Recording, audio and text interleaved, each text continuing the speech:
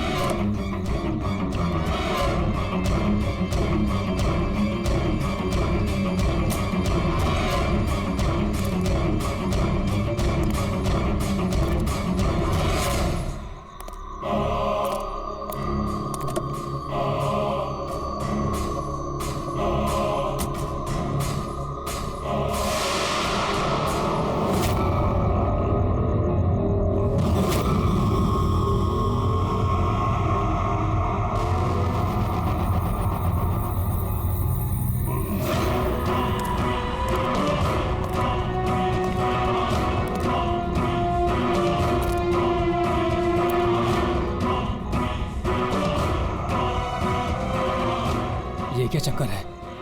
ये लाल बिंदु बार बार मूव क्यों कर रहा है? आंखों ही आंखों में इशारा हो गया, बैठ बैठ जीने का सहारा हो गया।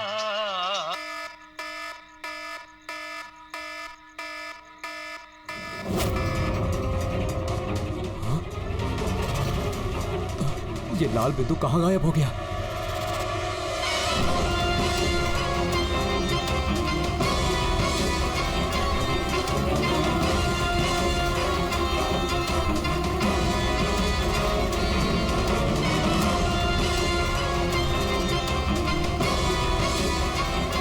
ये जो भी है मेरी तरफ ही आ रहा है।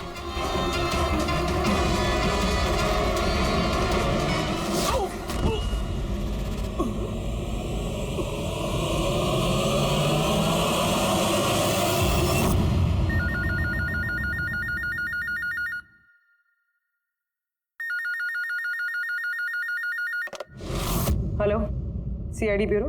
मैडम मेरे दोस्त की मदद कीजिए, उसकी जान खतरे में है। जान खतरे में है? क्या हुआ आपके दोस्त को? मैडम शशांक कल रात से गायब है, उसका कुछ भी अता पता नहीं है। आपने मिसिंग कंप्लेंट लिखवाई? उससे कुछ नहीं होने वाला है मैडम, उसका कोई फायदा नहीं। मुझे पता है उसको कुछ हो गया है। कल रात को वो मुंबई के किसी सुंदर नगर इलाके में फॉक्स हंटिंग के लिए गया था। क्या मुंबई में लोमड़ियों का शिकार? हे सुनो सुनो, अगर तुम सीआईडी के साथ मजाक करने की कोशिश कर रहे हो तो तुम्हारे लिए बहुत भारी पड़ेगा। 2 मिनट लगेगा तुम्हारा लोकेशन ट्रैक करने में और गिरफ्तार करने में। मैं सच में मजाक नहीं कर रहा हूँ सर, सचमुच में उसकी जान को खतरा है। आप प्लीज जाइए, उसको ढूंढिए। नाम पूछिए उसका। आप बोल कौन रहे हैं? सर मेरा नाम राजीव कुमार है। राजीव, ये फॉक्स हंटिंग ये क्या है? सर मैं आपको वो सब डिटेल में बताऊंगा, पर इससे पहले कुछ हो ना जाए। आप प्लीज सुंदरनगर जाइए, उसको ढूंढिए। राजीव सुनो, राजीव हेलो।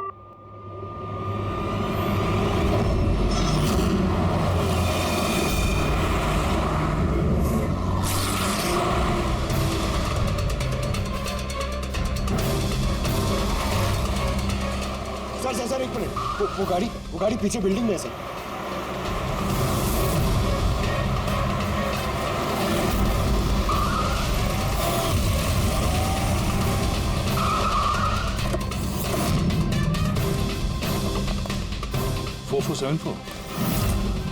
तो शशांक की गाड़ी का नंबर तो यही है। अगर ये शशांक की गाड़ी है तो फिर शशांक भी यहीं पर होना चाहिए।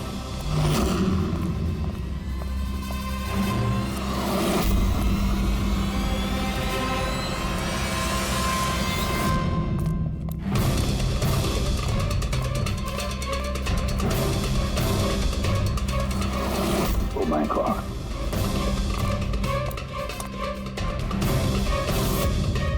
He's dead, sir. तो राजू का डर सही निकला। उसे पता था कि शशांक की जान को खतरा है। इसका मतलब राजू जानता होगा कि कौन शशांक की जान के पीछे पड़ा है।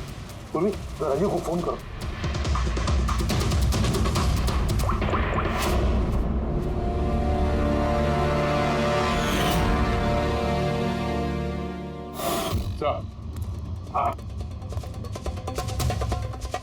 दो गोलियों के shut, .38 calibre.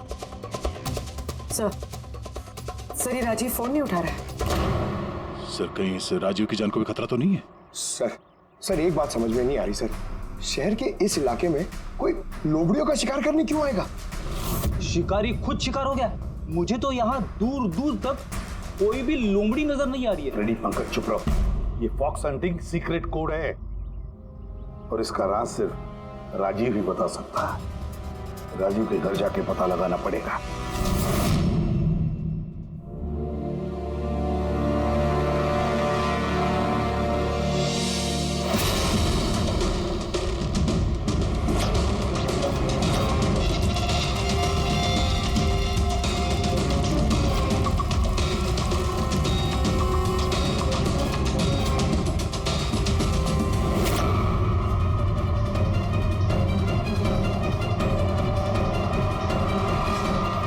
He's dead.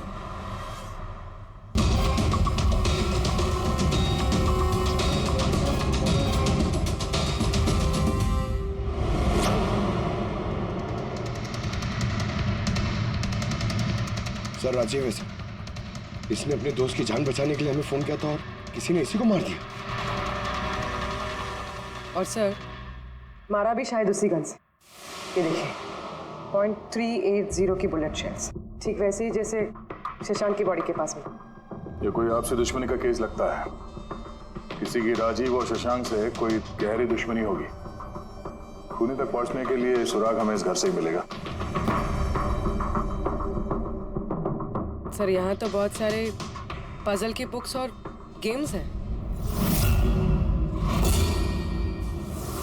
Sir desktop पे भी बहुत सारे पजल गेम्स हैं।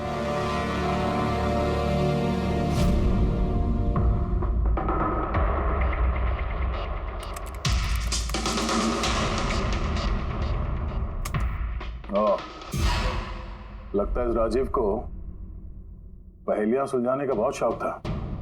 ये देखो, उसके इस लैपटॉप पे ये पजल गेम का वेबसाइट खुला हुआ है। लेकिन सर इस पजल वाली वेबसाइट में है क्या? पूर्वी, लगता है ये वेबसाइट एक ग्रुप की तरह है। ये पजल प्रेमियों का ग्रुप। इस वेबसाइट पे जितने भी मेंबर्स हैं ये सब पहेलियों के शौकीन हैं। ये देखो, यहाँ पे ये पहेलियों के पिक्चर्स डाल रखे हैं और यहाँ पे ये अलग अलग तरह के पहेलियों के खेल के बारे में बात हो रही है। ये क्या? ये शशांक भी इस वेबसाइट का मेंबर था? अरे हाँ सर, लेकिन ज्यादा पुराना मेंबर नहीं था। इसने पिछले महीने ही वेबसाइट ज्वाइन की। सर इसका मतलब वो फॉक्स हंटिंग भी एक पहेली है जिसे सुलझा के ही हमें वो खूनी मिलेगा। हाँ पंकज, और लगता है कि फॉक्स हंटिंग की अगली कड़ी हमें इस शशांक के घर पे ही मिलेगी।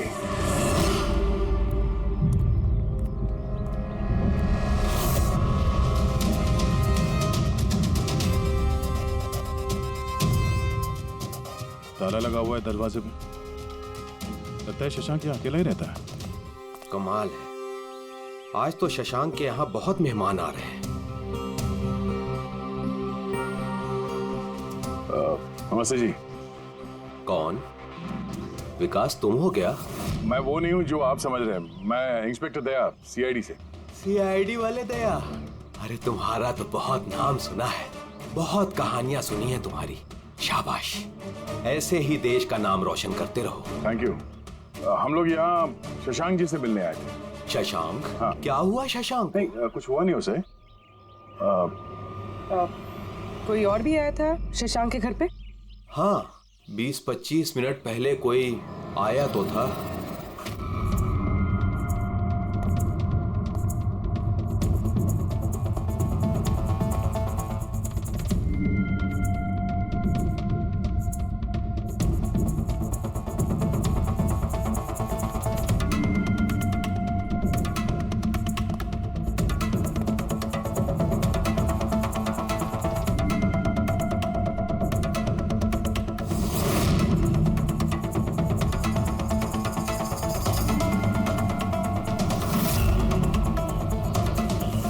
इलेक्ट्रॉनिक गैजेट्स, ये इंस्ट्रक्शन मैनुअल्स, ये सब देखकर तो लगता है कि ये शशांक एक इंजीनियर था, किसी खास तरह के गैजेट के आविष्कार की कोशिश में लगा था ये। हाँ सर, यहाँ पर तो इतने सारे सर्किट बोर्ड्स और ये शॉर्ट वेव रेडियो भी है। ये देखिए।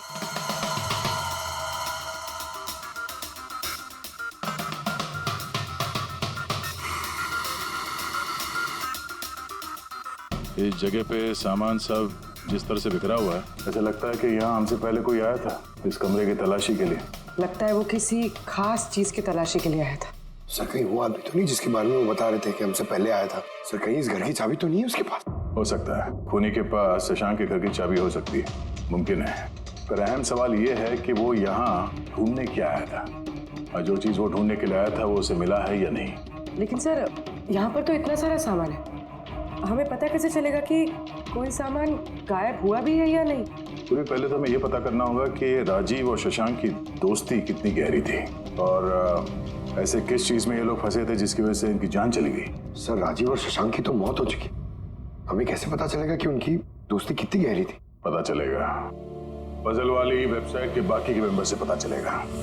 तो मतलब कभी तुम रोनी, आशीष और प्रकाश शशांक और राजीव के साथ वेबसाइट पर रेगुलरली बातें करते थे? जी एसएम सर। क्या तुम लोगों को किसी पे शक है कि उसने इन दोनों का खून किया? मालूम नहीं सर। अच्छा, ये तो मालूम होगा, ये फॉक्स हंटिंग क्या है? सर आपको फॉक्स हंटिंग के बारे में कैसे पता? जाहिर सी बात है, ये लोमड़ी का शिकार तो हो नहीं सकता। असली बात क्या है ये बताओ। सर मतलब समझाना इतना आसान नहीं है, ये एक लंबी कहानी है। शुरू करो कहानी। सर कुछ 1 महीने पहले ही शशांक हमारी वेबसाइट का मेंबर बना था, पर उसे हमारी तरफ पहेलियों का शौक नहीं था। तो फिर? सर दरअसल उसे अलग अलग तरह के गैजेट्स का शौक था, और वो ये दावा करता था कि हमारे सामने एक ऐसी पहेली रखेगा जिसे हम कभी सुलझा नहीं पाएंगे।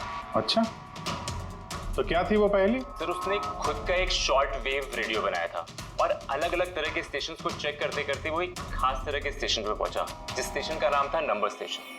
Number station? ये इसका नाम तो कभी सुना नहीं। अच्छा, इस पे नए गाने आते हैं कि पुराने गाने आते हैं? अजीब बात तो यही थी सर, उस स्टेशन पर कोई गाने आते ही नहीं थे, सिर्फ और सिर्फ नंबर आते थे सर। ये कैसा रेडियो स्टेशन है जहाँ पे सिर्फ नंबर्स आते हैं? सर नंबर भी हर वक्त नहीं आया करते थे, उनके आने का भी खास दिन और खास वक्त हुआ करता था। सर लगता है इन नंबर्स के बहाने कोई किसी को खास मैसेज दे रहा है, सीक्रेट मैसेज। शशांक ने उनके कई ब्रॉडकास्ट सीजन रिकॉर्ड किए थे, और हम लोगों से कहा था कि हम उन नंबरों के तोड़ निकालें ताकि पता चल सके क्या गुप्त संदेश भेजे जा रहे हैं। तो क्या तोड़ निकाला इन नंबर्स का? नहीं सर, उनका तो सर हम तोड़ नहीं निकाल पाए, मगर राजीव ने कुछ दिन पहले बताया था कि उसे इस वेबसाइट के नंबर्स का राज पता चल गया। तो क्या राज था उन नंबर्स का? सर वो तो राजीव ने कभी हमें बताया नहीं सर। हाँ, पर बाद में राजीव और शशांक इस बारे में अकेले में बात करने लगे थे सर। देखो, हम फॉक्स हंटिंग की बात कर रहे थे, वो बताओ। फॉक्स हंटिंग ट्रांसमीटर हंटिंग का ही दूसरा नाम है। Transmitter hunting? जब कोई एक खास तकनीक से रेडियो ट्रांसमीटर के लोकेशन को ट्रैक करने की कोशिश करता है तो उसे हमारी भाषा में फॉक्स हंटिंग बोलते हैं। मतलब शशांक जरूर इस नंबर स्टेशन की लोकेशन ढूंढने की कोशिश कर रहा होगा, और कोई तो था जो नहीं चाहता था कि शशांक वो रेडियो स्टेशन पहुंचे, इसलिए उसने उसे मार दिया। आशीष, इन नंबर्स की रिकॉर्डिंग चाहिए हमें, सारी की सारी। तो ये है हमारी सीआईडी टीम, ये इंस्पेक्टर अभिजीत, इंस्पेक्टर। सर, देश के सबसे जाबाज ऑफिसर्स को कौन नहीं जानता है? ये लोकेश है, लिंग्विस्टिक्स और मैथमेटिक्स का एक्सपर्ट। भाषाओं संख्याओं का इतना ज्ञान है इनके पास जो शायद ही और किसी के पास हो।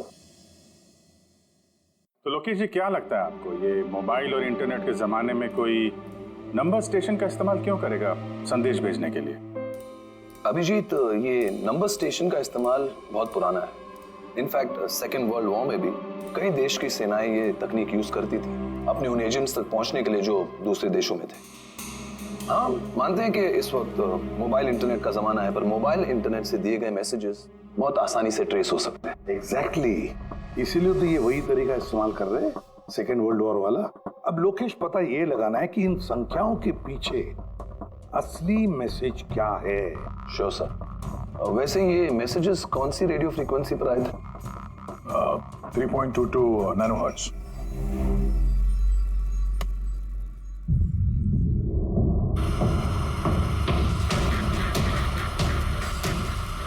सर, इस रेडियो स्टेशन से तो कोई नंबर वंबर नहीं आ रहा है। I am not surprised. I am sure मुजरिम को पता चल गया होगा कि केस अब सीआईडी के हाथ में है, इसलिए उसने अपना मैसेज देने का तरीका या फिर रेडियो फ्रीक्वेंसी चेंज की होगी। तो नया चैनल ढूंढने में कितना वक्त लगेगा? बहुत मुश्किल है दया। एक नया चैनल ढूंढना मतलब रेगिस्तान में सुई ढूंढने के बराबर है। महीनों या तो सालों भी लग सकता है। नहीं लोकेश, हमारे पास वक्त भी नहीं है उतना। एक काम करते हैं, पुराने रिकॉर्डेड मैसेजेस सुनते हैं। लोकेश जी, ये मैसेजेस हफ्ते में 4 बार भेजे जाते हैं, मंडे, ट्यूसडे, वेडनेसडे और थर्सडे को। ये मैसेज सबसे पहले हफ्ते के सोमवार को ब्रॉडकास्ट हुआ था उस नंबर स्टेशन पे। आंखों ही आंखों में इशारा हो गया। 1 9 4 2 3 4 5 7 0 9 3 5 2। आंखों ही आंखों में इशारा हो गया। 9 2 3 4 0 5। आंखों ही आंखों में इशारा हो गया। 6 7 2 7 1 1। आंखों ही आंखों में इशारा हो गया। 5 2 1 8 0 7। नो प्लीज टेल मी, ये संदेश चारों दिन एक ही समय पर आए थे कि अलग अलग टाइम पर? नहीं, एक ही टाइम पे, रात 12 बजे। और फिर हर 2 घंटे बाद इन नंबर्स को रिपीट किया गया था। और इसके अगले हफ्ते के नंबर्स यही थे या दे वर डिफरेंट? नंबर्स तो अलग थे, लेकिन पैटर्न सेम था। मंडे को 13 नंबर्स, ट्यूसडे, वेडनेसडे और थर्सडे को 6 नंबर। इससे साफ जाहिर होता है कि जो मुजरिम है रोज अलग अलग मैसेज भेजते हैं, और ये जो मैसेज ये लोग भेजते हैं वो एक मैसेज 4 हिस्सों में कर भेजते हैं। लोकेश जी, 1 मिनट प्लीज, मुझे कुछ समझ में नहीं आया, आप फिर से समझाएंगे? मैं समझाता हूं, जरा पेपर देना तो।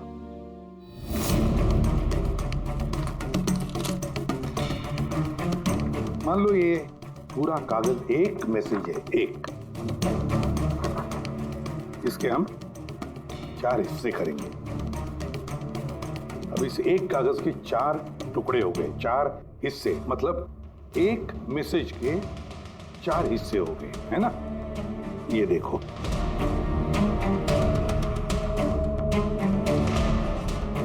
ये रहा मंडे का, ये रहा ट्यूसडे, वेडनेसडे और ये थर्सडे। मतलब ये सोमवार, मंगलवार, बुधवार और गुरुवार, ये 4 हिस्से जब एक होते तो एक पूरा मैसेज उनको मिलता था, है ना लोकेशन? अभी नंबर्स को देखकर क्या लगता है तुम्हें? क्या मतलब है उसका? सर, ये नंबर्स के पीछे छुपा राज जानने के लिए मुझे वन टाइम पैड की जरूरत पड़ेगी। वन टाइम पैड ये क्या है? जैसा कि मैंने आपको बताया, ये टेक्निक वर्ल्ड वॉर 2 में यूज होती थी। उस वक्त हर एक देश अपने स्पाइस को एक वन टाइम पैड देता था, जिससे वो जो कोड्स हैं उनको डिसाइफर कर सके, जो सूचना है उसका मतलब निकाल सके। इसे कहते हैं वन टाइम पैड। तो राजीव और शशांक के हाथ भी ये वन टाइम पैड लग गया होगा, इसीलिए वो एक ऐसी पहेली तक पहुंच गए जो उनके लिए जानलेवा साबित हुई। ठीक है, इस राजीव और शशांक के घर जाके पता लगाना पड़ेगा इस वन टाइम पैड के बारे में।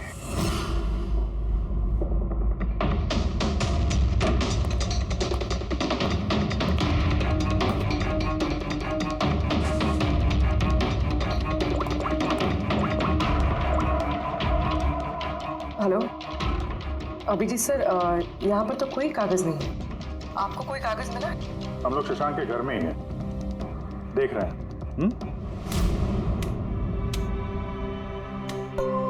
कौन शशांक?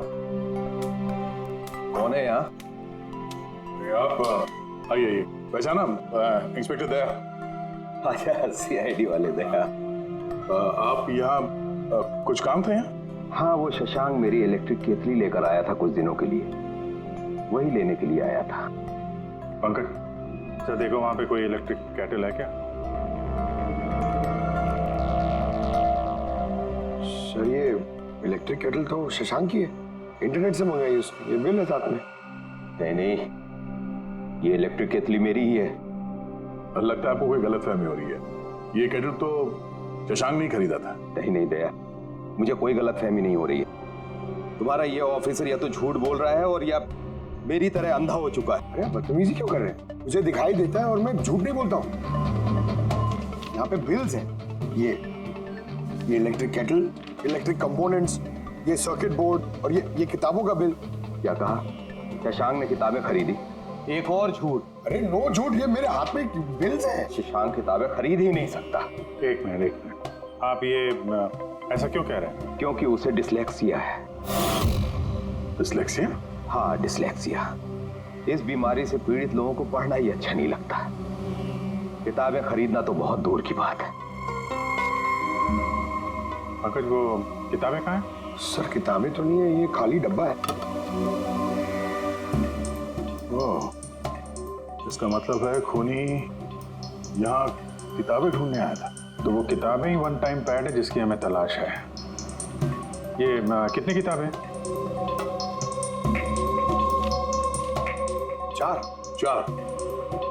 चार हफ्ते के लिए 4 किताबें। कौन कौन सी बुक्स हैं? तो ये है वो 4 किताबें जो शशांक के लिए ओटीपी का काम कर रही थी। Bye bye son, high like a kite, the great cyber heist, stone age. और इन्हीं किताबों में वो मैसेजेस भी छुपे हैं जो मुजरिम एक दूसरे को भेज रहे थे। सर, सोमवार को ये लोग 13 नंबर्स भेजते हैं, यानी इन 13 नंबर्स का मतलब इन किताबों से मालूम पड़ेगा। मालूम पड़ेगा नहीं पूर्वी, मालूम पड़ गया समझ लो। देखो, जैसे इंसानों की उंगलियों के निशान, फिंगरप्रिंट्स एक जैसे नहीं होते, किसी के भी एक जैसे नहीं होते, वैसे ही हर किताब का अपना एक ISB नंबर होता है, इंटरनेशनल स्टैंडर्ड बुक नंबर। वो 2 किताबों का एक जैसा हो ही नहीं सकता। और ISB नंबर 13 डिजिट का होता है। किताब के पीछे ये बारकोड देख रहे हो, इसके नीचे लिखा हुआ है।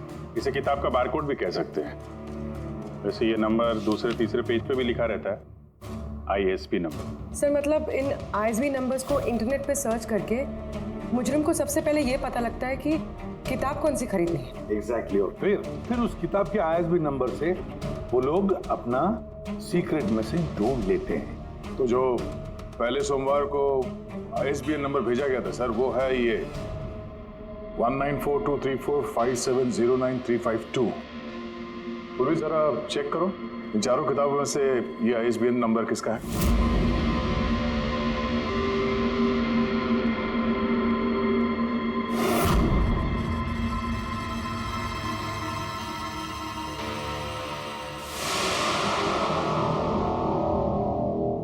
सर, ये ISB नंबर बाय बाय सन से मैच होता है। अरे वाह सर, ये तो बहुत आसान है, इसे तो कोई भी समझ सकता है। एग्जैक्टली इसी तरह हफ्ते के बाकी 3 नंबर भी डिकोड किए जा सकते हैं। मतलब मंडे के दिन का तो उनको सीक्रेट मैसेज का पता चल ही गया, लेकिन बाकी 3 दिनों में किताब के पेज नंबर से, लाइन नंबर से और वर्ड नंबर से उन्हें मैसेज पता चल जाता। सर ये ट्यूसडे को आया message 923405, 92 page number 34 line 05 word, मतलब 92 नंबर पेज पे 34 लाइन 5वां वर्ड। ठीक उसी तरह से हर हफ्ते एक नई किताब और एक नया संदेश।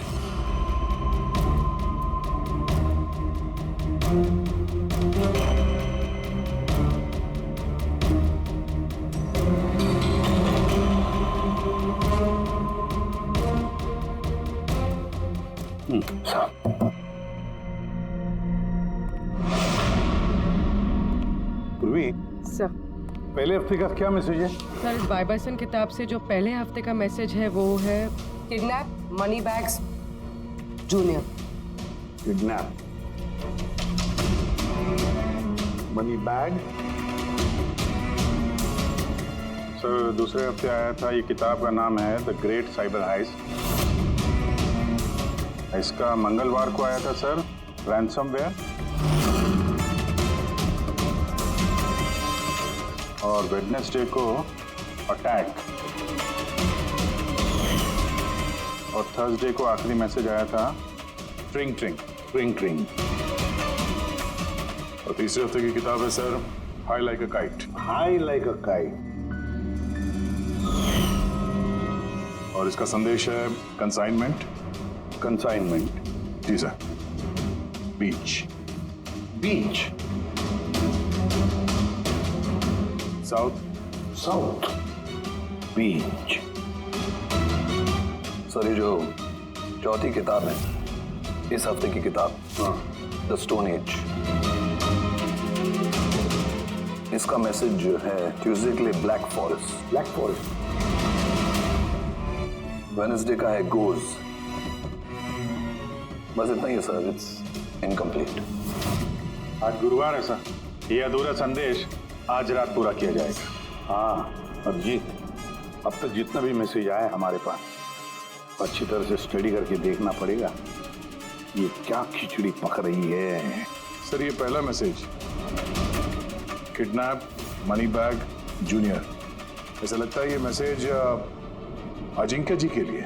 अजिंक्य के लिए ही है दया, क्योंकि अजिंक्य सबसे बड़ा फाइनेंसर है फिल्मों का, और उसका निकनेम भी मनी बैग है। किडनैप मनी बैग जूनियर, शायद कोई अजिंक्य के बेटे को किडनैप करना चाहता है। जूनियर? हाँ हो सकता है, बिल्कुल हो सकता है अभिजीत। फिर अगला मैसेज है रैंसमवेयर अटैक ट्रिंग ट्रिंग। यार ये ट्रिंग ट्रिंग तो हमारी देश की सबसे बड़ी टेलीकॉम कंपनी है, कहीं ऐसा तो नहीं ये गैंग इस कंपनी पर रैंसमवेयर अटैक करने वाली है? सर ये रैंसमवेयर अटैक मतलब? अरे यार कोई ट्रिंग ट्रिंग कंपनी के डेटा और सर्वर को हैक करना चाहता है, और हैक करने के बाद फ्री करवाने के लिए वो लोग ट्रिंग ट्रिंग कंपनी से रैंसम लेंगे। ओ, तो इसे कहते हैं रैंसमवेयर अटैक। मगर सर ऐसे कोई न्यूज़ तो आई नहीं है कि ट्रिंग ट्रिंग कंपनी पे ऐसा कोई साइबर अटैक हुआ हो। सर मेरे पास भी ये ट्रिंग का ही सिम कार्ड है, लेकिन कनेक्टिविटी का तो कोई इशू ही नहीं है।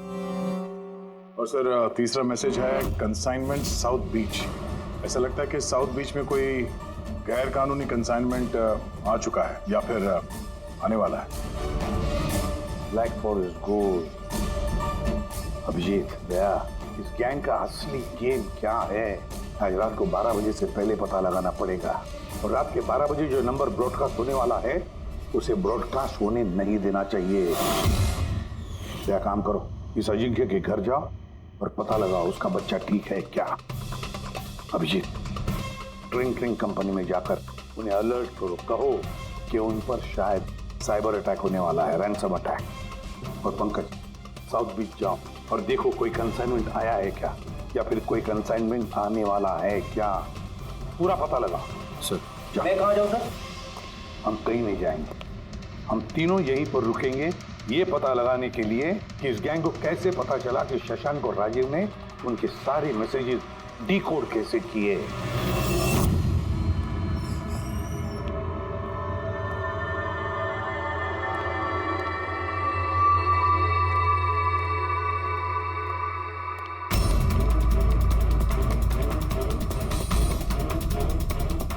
Personal files encrypted. Encrypted. Sir क्या चाहिए सर, किसे मिलना है आपको? फिलहाल सबसे सीनियर कौन है इस ऑफिस में? सर सभी सीनियर्स यहीं पे हैं, सीईओ और कंपनी के मालिक भी यहीं पे है, बट अभी वो लोग एक अर्जेंट मीटिंग में बिजी है। कहाँ चल रही मीटिंग? देखिए अभी आप उनसे नहीं मिल सकते। कहाँ चल रही है मीटिंग? सर वो वहाँ पे कॉन्फ्रेंस रूम में। किसी को कानो कान खबर नहीं होनी चाहिए इस अटैक की। मीडिया वालों को तो बिल्कुल नहीं तो मार्केट में हमारा नाम खराब हो जाएगा। ये बात बाहर नहीं जानी चाहिए, समझे? Thank you. जिसका डर था वही हुआ। गैंग कामयाब हो गया इस अटैक में। हेलो दया। अब देखते हैं शशांक के बाद और कौन कौन से लोग इस वेबसाइट के मेंबर बने हैं। जो इनमें से कोई एक है जिसने शशांक के बारे में अपनी गैंग को पूरी इंफॉर्मेशन दी है। सर शशांक के साथ 2 लोग जुड़े इस वेबसाइट से, कवि और रोनी। कवि और रोनी, इनकी डिटेल है क्या? देखो सर ये कवि थाने में रहता है और इसकी किताबों की एक दुकान है। कवि की किताबों की दुकान है तो फिर उसके लिए ISB नंबर, मेरा मतलब है इंटरनेशनल स्टैंडर्ड बुक नंबर का इंतजाम करना तो बाएं हाथ का खेल है।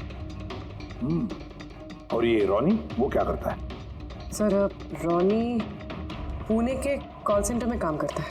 जरूर इन दोनों में से कोई एक है जो शशांक और राजीव की मौत का जिम्मेदार है और वही अपनी गैंग की नई रेडियो फ्रीक्वेंसी भी जानता होगा। सर अगर हमें इस गैंग की नई रेडियो फ्रीक्वेंसी का पता चल जाए तो एक पावरफुल ट्रांसमीटर से हम उनकी लोकेशन भी जान सकते हैं। लोकेशन रेडियो फ्रीक्वेंसी का बंदोबस्त हो जाएगा, मगर ये पावरफुल ट्रांसमीटर का क्या? सर मेरे कुछ कनेक्शंस हैं, मैं उनसे बात करके हमारे लिए एक ट्रांसमीटर बनवा सकता हूँ। ग्रेट, तो फिर बनवाता। और फ्रेडी, दया को फोन करके पूछो अजिंक्य के बारे में क्या पता चला। आप कॉफी लेंगे? No thanks. वैसे ये आपके घर के बाहर इतनी सिक्योरिटी हमेशा रहती है या आज कुछ खास बात है? हाँ, ये सिक्योरिटी हमेशा रहती है। आप तो जानते ही हैं फैन लोगों को, कितनी बार ये घर के अंदर घुस आते हैं। क्या? नहीं, एक्टर्स के घर के बाहर फैन की भीड़ तो सुनी थी मैंने, मगर एक फाइनेंसर पहली बार सुन रहा हूँ। आपने यहाँ आने की वजह नहीं बताई? अरे हाँ, वो मैं आपके बेटे अजीत से मिलने आया हूँ। अजीत से? मगर क्यों? क्या उससे कोई गुनाह हो गया? नहीं, बस एक रूटीन इंक्वायरी है। मतलब? सॉरी, मैं वो आपको नहीं बता सकता, मैं अजीत को बताऊंगा। अजीत की तबीयत ठीक नहीं है। तबीयत खराब है या वो किडनैप हो गया? किडनैप? What nonsense! देखिए अजिंक्य जी, उन अपराधियों के दबाव में आके आप CID से झूठ मत बोलिए। हमें खबर मिली है कि एक गैंग है जो आपके बेटे अजीत को किडनैप करना चाहती है। अजीत कहाँ है इस वक्त? वो घर पे ही है। मैं उसे देखना चाहता हूँ अभी। रामो,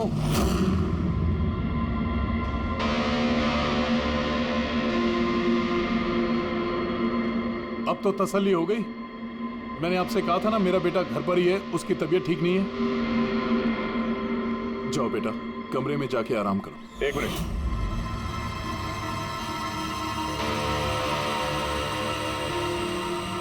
जरा कैप निकालना। मत उतारना टोपी। क्यों नहीं? हाँ? क्या कहा मैंने? क्या बता रहा हूँ? चलो। नहीं।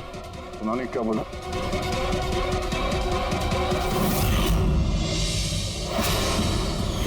तो तुम्हारे कान को क्या हुआ? हाँ? क्या हुआ क्या ये? आपको इसकी जो किडनैपिंग की खबर मिली है वो बिल्कुल सच है, मगर अफसोस बहुत देर के बाद मिली। इसका किडनैप तो 3 हफ्ते पहले ही हो चुका था। 100 करोड़ रुपए देने पड़े मुझे उस किडनैपर को मेरे बेटे की जान बचाने के लिए। और उन लोगों ने चोट पहुंचा इसे? उन्होंने पहले ही इसका एक कान काट कर मुझे भेज दिया था और फोन करके कहा कि अगर मैं पुलिस को कुछ भी बताऊंगा तो मेरे बेटे की जान ले सकते हैं वो लोग। I am so sorry. आपके बेटे के साथ जो हुआ वो तो हम बदल नहीं सकते हैं, पर मैं आपसे वादा करता हूँ उन मुजरिमों ने जो किया है उसकी सजा उन्हें जरूर मिलेगी। भगवान के लिए ऐसा कुछ मत करना। अगर उनको पता चला कि मैंने सीआईडी को सब कुछ बता दिया तो मेरे बेटे की जान भी ले सकते हैं। ऐसा कुछ नहीं होगा, मगर आपको हमें पहले ही बता देना चाहिए था। क्या गारंटी है कि ये सब करने के बाद वो किसी और मासूम के साथ ऐसा कुछ नहीं करेंगे? हाँ?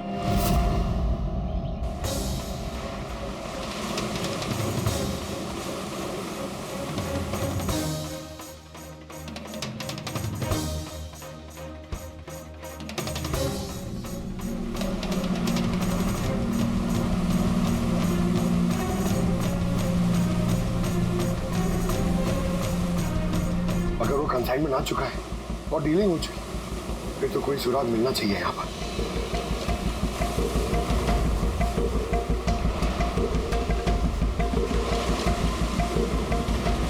ये निशान कैसे? इन्हें देख के तो लगता है जैसे कि कोई बहुत भारी सामान या डब्बा घसीटा गया है। और कोई सामान तो यहाँ पे नहीं दिख रहा। शायद कंसाइनमेंट ही होगा।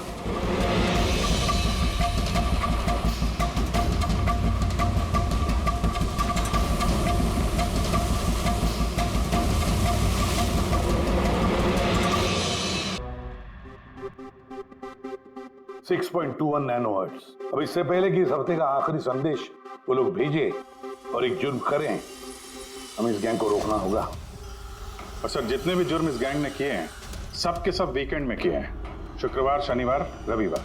हाँ, मतलब गुरुवार के दिन आखिरी संदेश आ जाएगा और फिर फ्राइडे और सैटरडे, शुक्रवार और शनिवार के दिन वो लोग जुर्म कर देंगे। और सर, जुर्म सिर्फ एक तरीके का नहीं है, अलग अलग तरह का। ये kidnapping, cyber extortion. Sir forensic lab से आ रहा हूँ। डॉक्टर सालुंके को रेत से कोकेन की ट्रेसेस मिले सर। माय गॉड, बीच में ड्रग स्मगलिंग चल रही। न जाने किन किन गुनाहों से जुड़ी हुई है ये गैंग। देश की सुरक्षा को ध्यान में रखते हुए हमें इस गैंग को जल्द से जल्द खत्म करना ही होगा। Sir, transmitter 6.21 nanohertz, right? 6.21 nanohertz. तो हम इस गैंग के रेडियो फ्रीक्वेंसी तक पहुंच सकते हैं। अब आएगा मजा। अब हम फॉक्स हंटिंग करेंगे।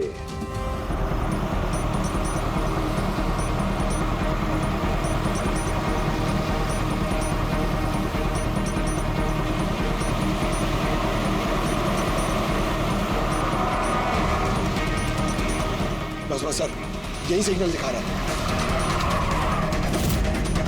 सर। बस ये रेड डॉट मिल जाए। देखो रेड डॉट कहां पे है।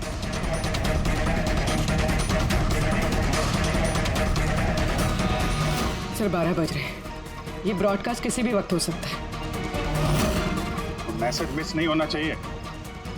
हाँ, किधर है सर? एक मिनट सर।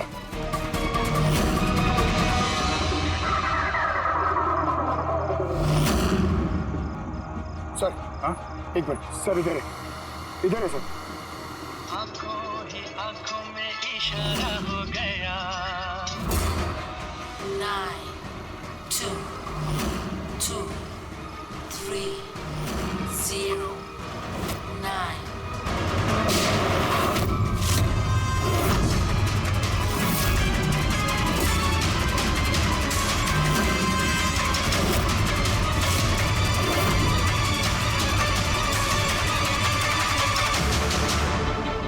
नो, इसने तो अपने आप को गोली मार ली है।